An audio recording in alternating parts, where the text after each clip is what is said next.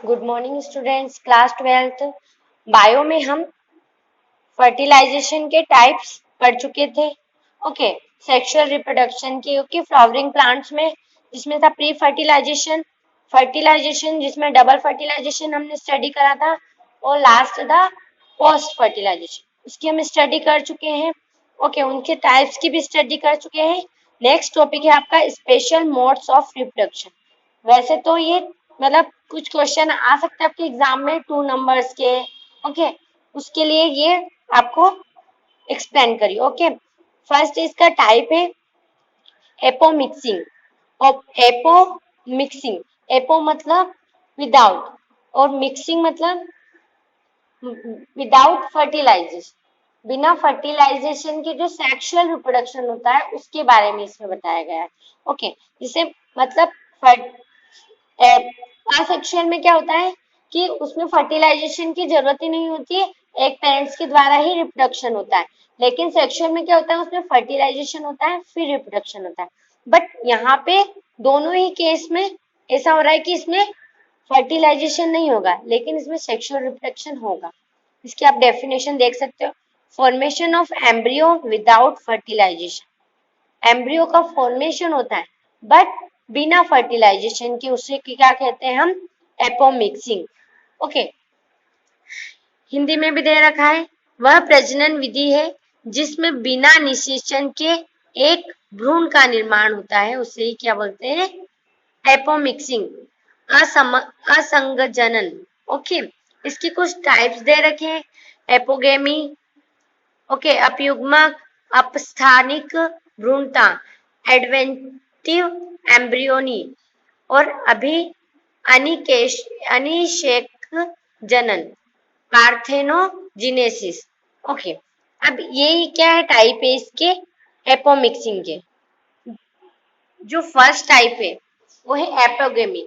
Apogamy means वो क्या होता है, it is development of an embryo. जो एम्ब्रियो का डेवलपमेंट करता है वो किसके द्वारा होता है, एक सेल जो है गेमिटोफाइट, उसके द्वारा क्या करता है, एक सेल का फॉर्मेशन करते हैं।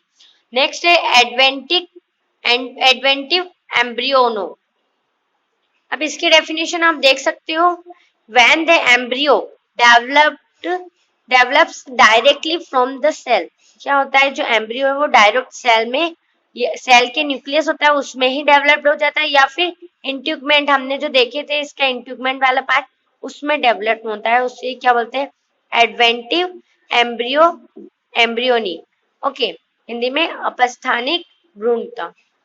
और नेक्स्ट टाइप है इसका पार्थेनोजेनेसिस। पार्थेनोजेनेसिस क्या होता है, the development of embryo from the egg cell. जो डेवलपमेंट होता है एम्ब्रियो का वो कैसे होता है, एग सेल विदाउट फर्टिलाइजेशन, मतलब बिना फर्टिलाइजेशन के एम्ब्रियो बन रहा है, उसे क्या बोलते हैं, पार्थेनोजेनेसिस। सो स्टूडेंट्स, आपको जो एपोमिक्सिंग है उसकी डेफिनेशन तो याद ही रखनी है, उसके टाइप्स भी याद रखने हैं, क्योंकि 2 नंबर में आता है तो फर्स्ट ऑफ ऑल डेफिनेशन पूछ ली जाती है, या फिर एपोमिक्सिंग को मतलब ऐसे डिफाइन के अंदर उसके अंदर एक पॉइंट दे दिया जाता है, या फिर डायरेक्टली भी पूछ लिया जाता है। ओके, ऐसे ही कुछ 2 पॉइंट्स दे रखे हैं यहाँ पर, डाइप्लोस्पोरी और apospory. Okay, formation of diploid embryo sac from megaspore mother cell. जो डिप्लॉइड से हमको एम्ब्रियो सेक मिलता था, मेगास्पोर मदर सेल से फीमेल के पार्ट की बात हो रही है जो हमने स्टडी करा है, विदाउट मियोसिस के द्वारा, मियोसिस नहीं होता है उसके द्वारा जो मिलता है उसको बोलते हैं डाइप्लोस्पोरी। ओके, अपोस्पोरी क्या होता है, sometime a diploid embryo sac, diploid gametophyte जो होता है वो डायरेक्टली डेवलप्ड होता है ऑर्डिनरी अदर सेल के न्यूक्लियस में, उसको बोलते हैं अस्पोर। ये जो मेन जो है species mode of reproduction mainly क्या है, जैसे कि हमने सेक्सुअल और असेक्सुअल पढ़ा, तो ये दोनों का कुछ मिक्सिंग है कि असेक्सुअल भी है लेकिन कुछ सेक्सुअल पार्ट भी हो रहा है, एम्ब्रियो भी बन रहा है, क्योंकि असेक्सुअल में क्या होता है, एम्ब्रियो नहीं बनता, फर्टिलाइजेशन नहीं होता, लेकिन यहाँ पे क्या हो रहा है, एम्ब्रियो बन रहा है लेकिन फर्टिलाइजेशन नहीं हो रहा है, कुछ सेक्सुअल पार्ट भी पार्टिसिपेट कर रहा है और लेकिन असेक्सुअल के भी ऐसा है। तो ये दोनों कॉम्बिनेशन है। नेक्स्ट है पॉली एम्ब्रियोनी। ओके, ये क्या होता है, ये सेकेंड टाइप है। फर्स्ट क्या था, एपोमिक्सिंग, सेकेंड टाइप क्या है, polyembryony. Okay, formation of, जो हिंदी में नाम है वो बहु भ्रूणता है। Okay, formation of more than one embryo. Poly मतलब तो समझ में ही आ रहा, पोली मतलब एक से ज्यादा। ओके, पोली मीन्स एक से ज्यादा। तो formation of more than one embryo in a seed is known as polyembryony. Okay, एक से ज्यादा एम्ब्रियो बन रहे हैं उसको क्या बोलते हैं, पॉली एम्ब्रियोनी। ओके, नेक्स्ट है पार्थेनोकार्पी। ओके, पार्थेनोस मीन्स वर्जिन और कार्पस मीन्स सीड। ठीक है ना। Parthenocarpy is the development of fruit. किसका डेवलपमेंट करता है पार्थेनोकार्पी, फ्रूट का डेवलपमेंट करता है लेकिन विदाउट फर्टिलाइजेशन। विदाउट फर्टिलाइजेशन, अभी हमने पढ़ा कि एम्ब्रियो का फॉर्मेशन कर रहा है विदाउट फर्टिलाइजेशन। ठीक है ना, उसको बोल दिया हमने एपोमिक्सिंग। ठीक है, लेकिन यहाँ पर without embryo in seed, seed के मतलब जो सीड होता है बीज का फॉर्मेशन कर रहा है विदाउट फर्टिलाइजेशन, उसको बोलते हैं हम parthenocarpy. Okay, fruit produced from parthenocarpies are sideless, seedless होते हैं, उनमें बीज नहीं होता है। Because zygote and embryo is not form, उसमें क्या होता है, जाइगोट भी नहीं होता है, एम्ब्रियो भी नहीं होता है, डायरेक्ट क्या बन जाता है, फ्रूट बनता है बिना फर्टिलाइजेशन के। तो ये इनमें क्या होता है, विदाउट मतलब बीज नहीं होता है, जो ये फ्रूट्स होते हैं उनके अंदर बीज नहीं होता है। थ्री टाइप्स के होते हैं, जेनेटिक पार्थेनोकार्पीज, एनवायरमेंटल पार्थेनोकार्पीज और केमिकल इंडस्ट्रीज। ओके, इसके कुछ एग्जांपल है, जैसे बनाना, उसमें बीज नहीं होते, ऑरेंज है ना, पाइनएप्पल, ओके, इनमें बीज नहीं होते, ग्रेप्स, एप्पल, ओके, ये क्या होते हैं, जेनेटिक का होते हैं। और एनवायरमेंट पार्थेनो पार्थेनोकार्पी क्या होते हैं, इसमें आ जाते हैं पियर, टोमेटो, ऑलिव। ओके, ये क्या होते हैं, डायरेक्ट फॉर्म होते हैं, फ्रूट बिना फर्टिलाइजेशन के। ओके, लास्ट केमिकल इंड्यूस्ड वाले में, इसमें आएगा लेमन, टोमेटो, स्ट्रॉबेरी। ओके, ये इस टाइप के होते हैं। सो स्टूडेंट्स, ये क्या हुए आपके स्पेशल मोड ऑफ रिप्रोडक्शन, जिसमें क्या हो रहा है, बिना सेक्सुअल रिप्रोडक्शन तो हो रहा है लेकिन फर्टिलाइजेशन नहीं हो रहा है। एम्ब्रियो बनाने में, फ्रूट्स बनाने में और सीड्स बनाने में बिना फर्टिलाइजेशन के हो रहा है। उसके तीन टाइप्स हमने यहाँ स्टडी करें। नेक्स्ट है हमारा dispersal of seed and fruits. जो सीड और फ्रूट होता है, डिस्पर्सल का मीन्स यहाँ पर है कि डिस्पर्सल मीन्स है कि बिना हमारे बोए हुए मिट्टी के अंदर जो फ्रूट्स और सीड की ग्रो कैसे हो जाती है। The fruits and seeds are the reproductive structures of a plant. Fruit और सीड क्या है, रिप्रोडक्टिव स्ट्रक्चर से प्लांट्स के। Most of the flowering plant produced enormous number of a fruit and seeds if fruits are not dispersed to distant place।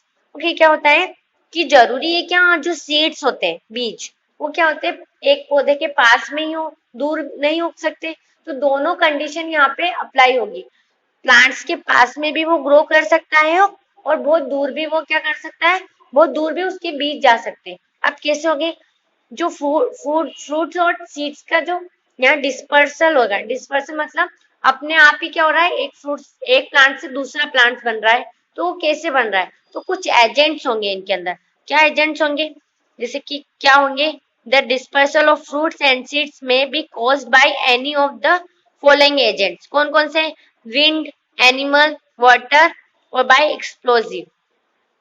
Wind मतलब जैसे हवा के द्वारा कुछ बीज एक जगह से दूसरी जगह पे ट्रांसफर हो सकते हैं। यहाँ पे आप देख सकते हो माइन्यूट और लाइट सीड्स होते हैं, इसका टाइप बता दिए, ऑर्चिड्स, चिंचोना, ओके, टर्मिनेलिया।